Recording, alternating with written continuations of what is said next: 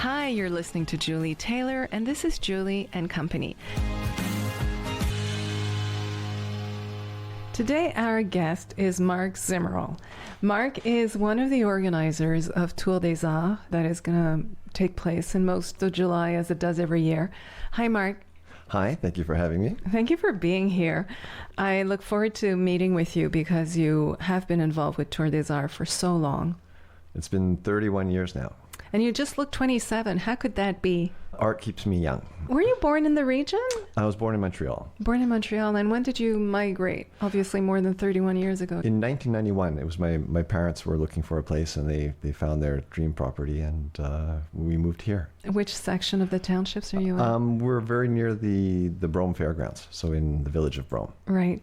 So you've been involved with the Tour des Arts. So your parents were looking for a property, but what brought you here? Like what touched you? What was the deal sealer? I was younger, and so it was first just a weekend property that we enjoyed, and then as we came to love the area so much, we ended up spending more and more time here, and certainly after the pandemic, it became the primary residence. Yes.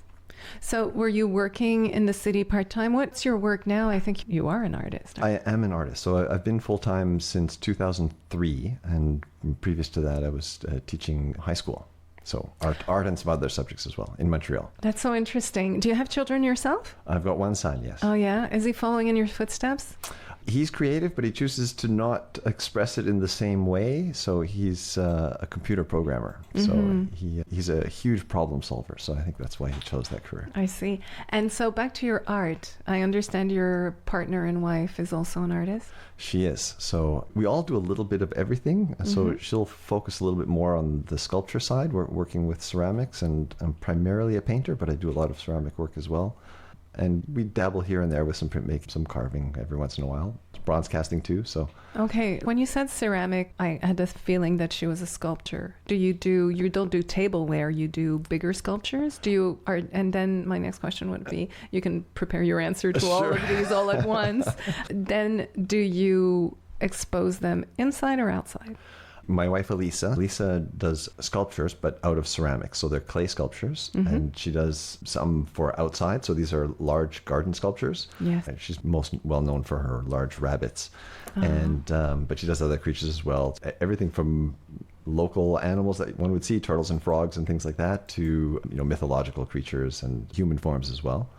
Now I forgot the next part of the question. Well, I'll get back to it, but now I have another question. How long might it take her to create one piece of work?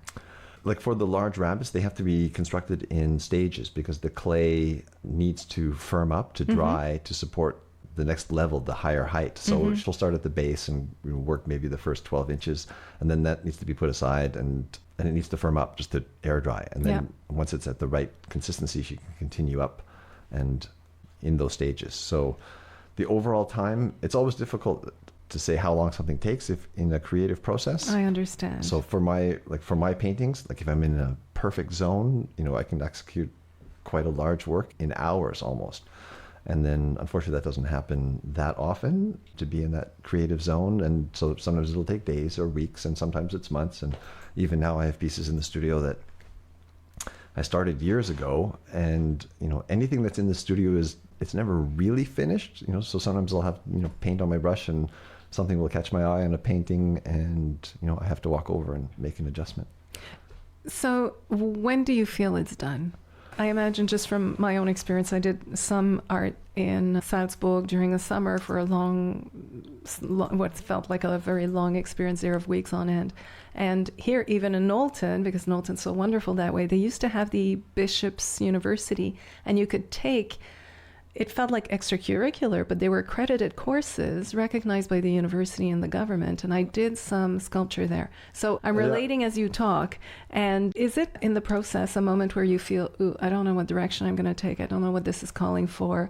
I feel I've hit the end of the road. I'll wait and see. So that's a completely natural part of the process. And so my, let's say, adaptation to that is to always have several paintings on the go. So if I hit one of those roadblocks, I don't sit there and waste time and obsess, what's coming next. It's just Very and I just move it off to the side, and I'll work on something else where, you know, the flow feels a bit easier. A painting is incredible because you can, at any moment, you can take it off in different directions. My work is quite, you know, free form that way. Like, I don't have a photograph that I have to faithfully represent. So, do you have an end vision? You know, you start a project, you feel a calling. Is there already sort of an end vision, or loosely you know where it's going or what it's going to be? it's a good question. So I would say definitely I'll say like a suspicion of an end feeling. But, you know, even if I'm working from photographs, if I were to do 3 paintings from the same photograph, they'd be 3 different paintings. And very often when I start work from a photograph, I actually don't refer to the photograph after, let's say, maybe I'm a quarter way in, a third of the way in, because then it takes on its own life, and I'm quite comfortable just working with the formal elements at play.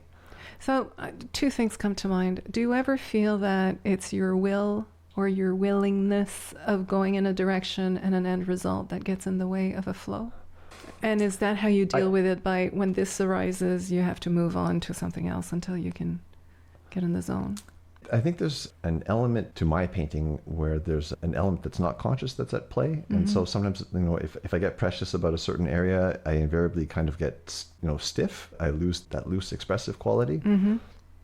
So I'm kind of back and forth between construction and deconstruction, in the sense that if I get an area that is let's say Overworked or tight, Yeah. and I don't have energy, the best thing I can do is just slash it up, and that's figuratively, right, with my paintbrush. Yes. Just, you know, make some destructive marks on that. But even as you are creating this gesture of breaking it up, I almost see like you want to reharmonize it. You need to step back. You want to go back to where it was looser or something. Yeah. And it's like breaking energy. That's what I wanted to say. When I see your movement as you talk, it's as if you need to sever the energy that is holding you or grappling at you. And what about when you are working, say, 1/4 in, you move away from the photography and you see your painting and you're working with it. Are you sometimes just working in contrast with what's there? Are you laboring at creating interest from the strokes that are there? What's your process? I don't think that's going to have a simple answer. If I'm working on a painting, I'll be focusing on formal elements. Certainly if I'm a quarter or a third of the way in, I've already resolved the composition and I've organized my big shapes of darks and lights, and now it's about trying to activate the surface, or, you know, have the colors harmonize more with more subtlety. Certainly the thing has to be cohesive in terms of how I'm working, you know, the brushstrokes. I'm not formulaic about that process at all. You go with what the image calls for. And I'll refer back to that sense of, you know, there's some element that's not conscious that's happening. And so whether it's a painting or it's ceramic, I always say, you know, if I'm teaching with clay, I say, let the clay talk to you, right? Like you can start with an initial thought of what you want to make, but if at some point, you know, the clay suggests something else, then run with that. And the painting's the same way.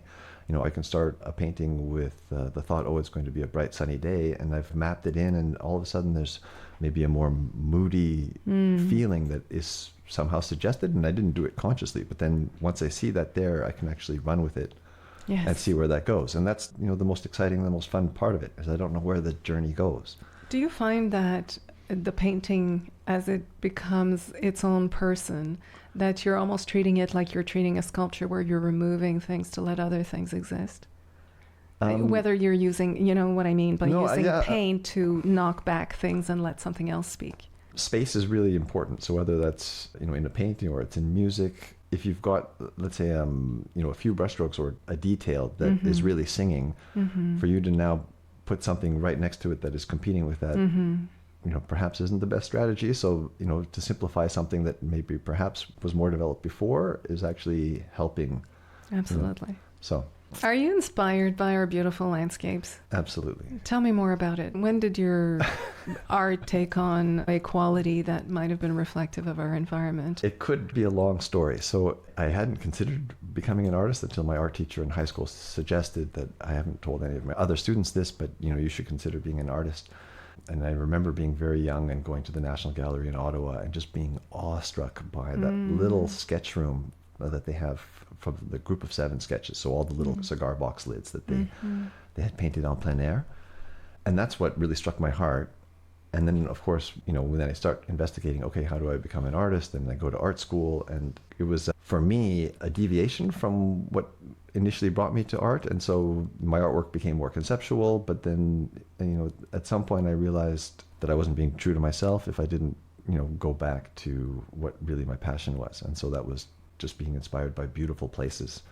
And we had no shortage of that here. Mm-hmm. So my preferred process is to go out and paint en plein air. So to be on site, out in nature, paint a little sketch, and bring that back to the studio. And then with the process that we were just talking about, see where that goes into the larger formats. And what about the sculpting, the ceramics? Are they also inspired by the landscape? And what's their end use? I'm laughing because I'm kind of known as the frog guy. So I make a lot. Now I'm laughing.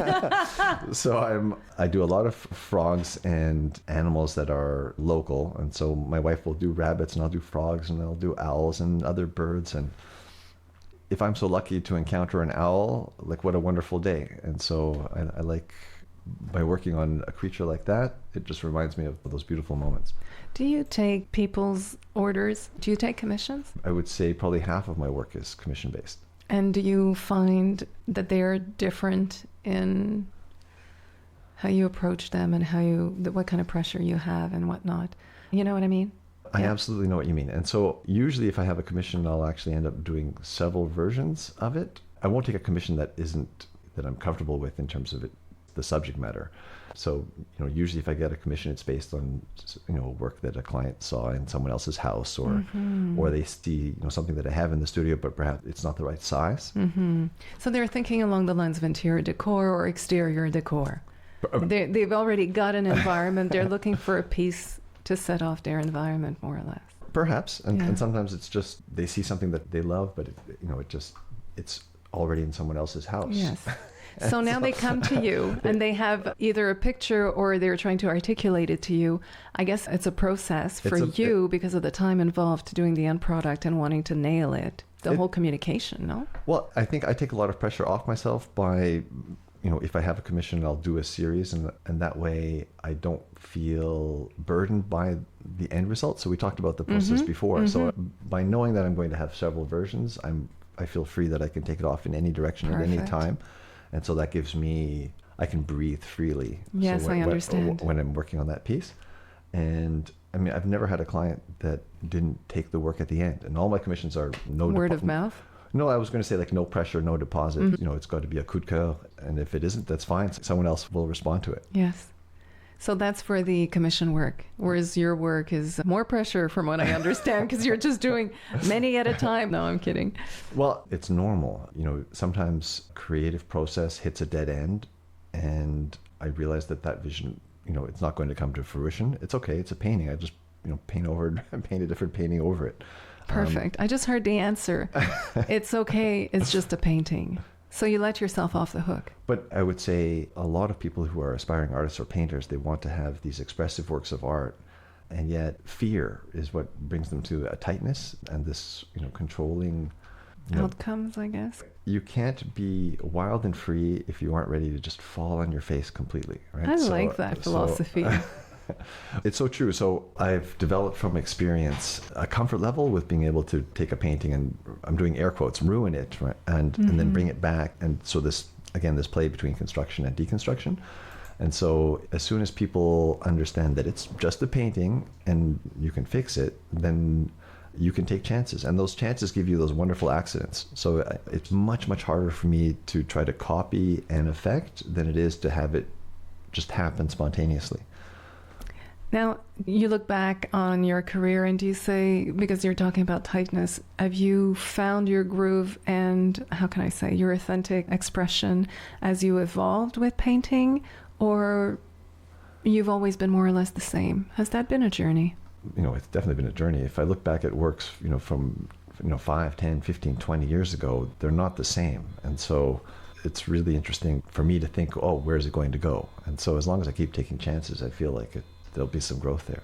Hi, would you like to be on the show? Do you have any questions or ideas you'd like to share? Go to julietaylor.ca and leave me a message. So hearing that it's been a journey and there's been growth, are you seeing your art going in a different direction from now on, or for potentially eventually? I am thinking in an aspect of my mind, would you see some kind of artisan? I've printed T-shirts. So you've done frescoes. I've done. It wasn't a fresco. It was still an oil. It was actually acrylic and oil. This is a long time ago. A client wanted the Titian angels, but large scale on a wall. So I painted the Titian angels, the little cherubs. Yes. Yeah. So different direction that your work might take? I don't know, but I'm open to it. We'll see.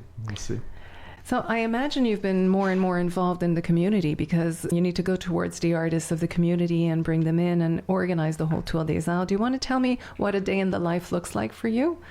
It's varied. I would say, coming back to the tour, before I joined, it was something that I loved to be a client of. Like, it was just such a wonderful experience for me. I was young, I was still in art school, and I could go and see these artists working in their studios.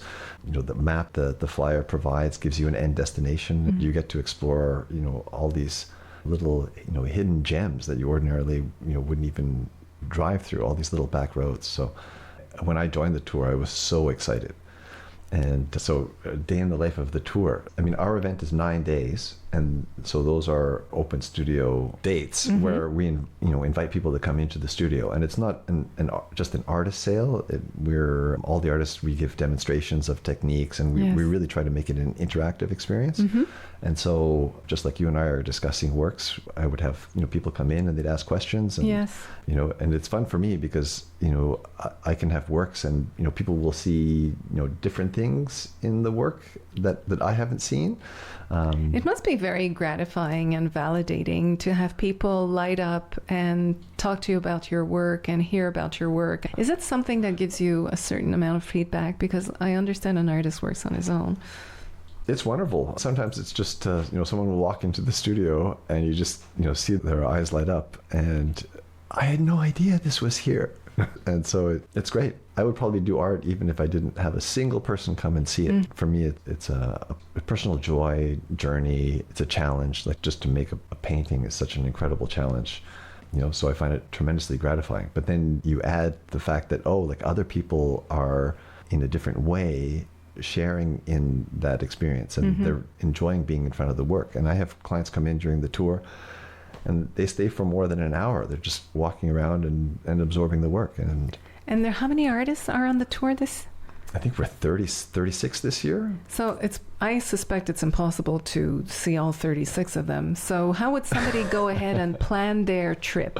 Because we know the landscape talks and carries you, in your own dreamy world. So would you suggest that people plan their trip around an area they want to discover and maybe think of 3-5 stops with lunch? How does it look like from a user point of view? I don't want to assume how people would, let's say, organize their trips. I know for a fact that people have different approaches. Some amazingly do make it a point to try to see all the artists, and it's obviously they would require more than a few days to do that. Some, we have a website and the flyer, and they have examples of all the artists' work. So some people just use that as a guide and plan their own trip. Okay. Some people do it little section at a time. So they'll pick an area and they'll explore that area. We also have the collective exhibition in Sutton, which has examples of all the artists' work again. So that's a great starting point. So sounds to me like that's where you can do your sorting out. Then you can go for an early and late breakfast, early breakfast, and decide who you're going to go see, plan your trip. Exactly. So the show's at Art Sutton, so you can go there and, now you can see actual works and not just a representation of it. And you can go, I definitely have to go and see this artist. And, I can see that, yeah. There's many numbers, obviously, to keep track of the little definitions and who they are and what they do. Are those intentionally done to be on the map all sequential? The numbers change actually every year, so we're not the same number each year. And the reason for that is we do have new artists who come in, and we do have some who take sabbaticals. And so we want to make sure that the numbers aren't just bouncing around the landscape and that they are relatively organized. Right. Okay, so there is a organization around. There is a geographical sequence to the numbers. And which artists are recruited? How many categories do you have? You have paintings, you have jewelry. It's really freeform, so we don't actively recruit anyone. We have an application process for artists to apply to be on the tour. Mm-hmm. But we have so many media. I mean, I'm a painter, but we have painters, printmakers, sculptors, there are woodworkers, ceramicists, textile artists, jewelry makers. So that I'm sure I'm forgetting something. So that it's. Would you encourage anyone who's listening, who's thinking, oh, I don't think my work's good enough. Am I really an artist? Can I do this? I'd like to join the tour. I'd like to be on the tour. What are the criterias for an artisan and or artist to be involved or to be promoted on the tour? The selection process is one would apply with a portfolio. So that already is assuming that one's work is, of a high quality. And it's a juried selection process. Yes. So there are professional artists who are an invitee who would judge the portfolio.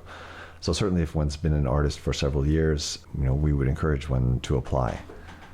So I see that you have professional people surrounding you in your artisan and artist community. And how do you give back to the community? I understand you're involved in different aspects. You were telling me to rehab centers. Which other way does the Tour des Arts promote arts in the community? Well, during the tour, we have evening events as well. So we have musicians who come and perform. It's quite wonderful. The blues? I'm sure there's some blues artists and jazz artists. Yes, all the information is in the flyer and on the website. As I mentioned before, we also do the demonstrations. So that's a promotion of the arts. We're helping share our experience.